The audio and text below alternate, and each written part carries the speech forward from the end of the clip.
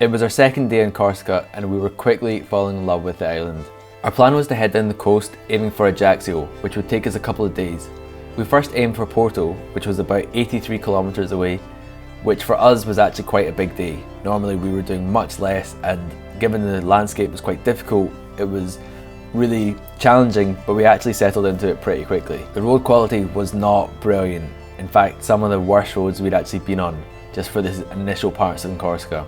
But nevertheless, we were loving the heat. Well, I say we, I absolutely love being boiling, but Lily doesn't so much. It was getting pretty hot, so for lunch we managed to find a spot under a bridge. It was so nice to just relax and sit and eat our sandwiches, and I actually fell asleep for a little bit as well.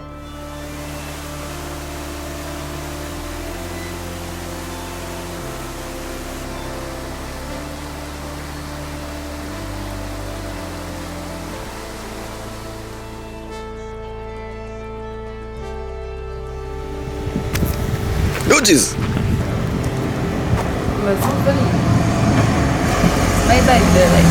We continued climbing along the coast. It was really tough, but it was actually so rewarding. I don't mind hard climbing when you get treated by long descents and stunning views. The worst parts are when it goes up really steep and then immediately goes down so steep that you've got your brakes on the whole time. But this was totally perfect for me. We also started to notice that a lot of the signs have bullet holes in them. Apparently people in Corsica love shooting guns at road signs, which was something I didn't know was going to be a thing.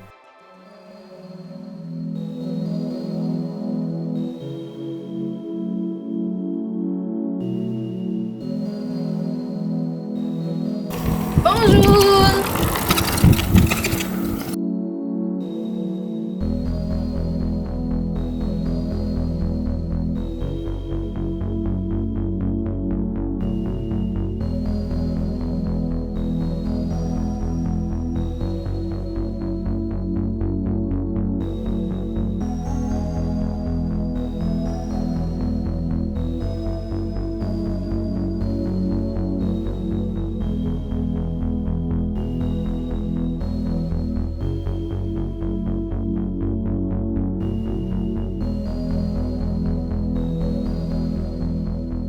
Oh, hello!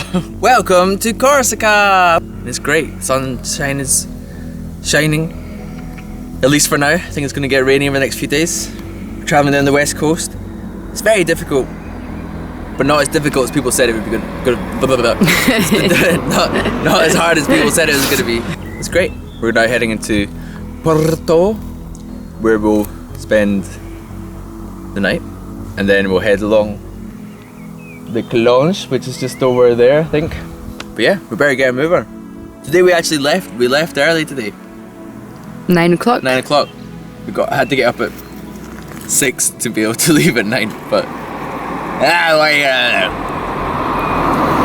speak to you soon. Well.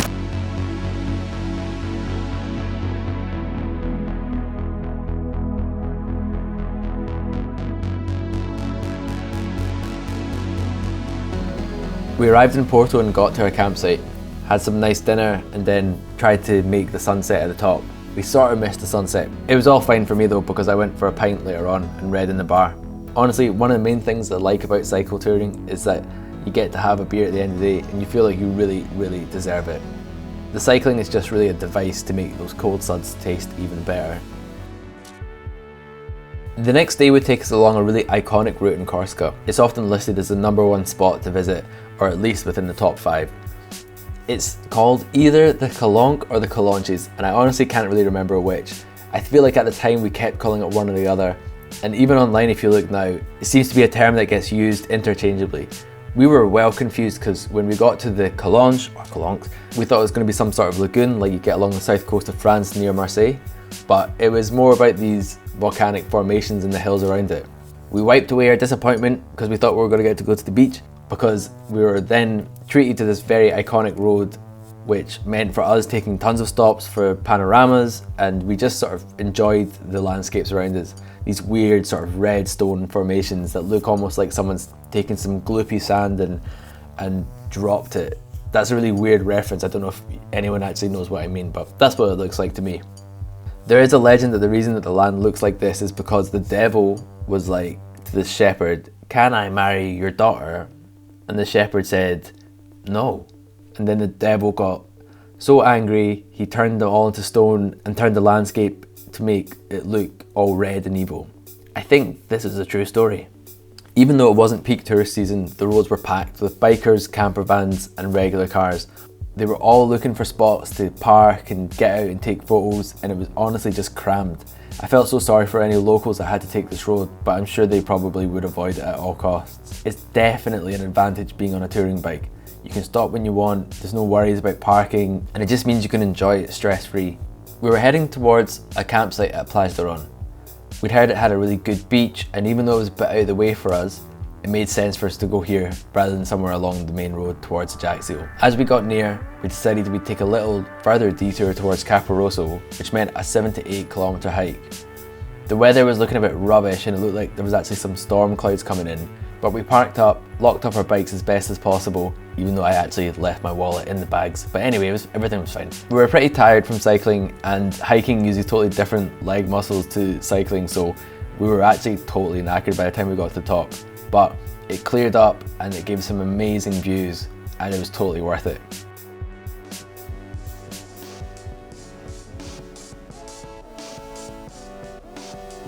On the way back, we stopped in for a well-deserved beer before heading to the beach next to the campsite. Honestly, this is the good life. Cycling, beers, beach, and good food.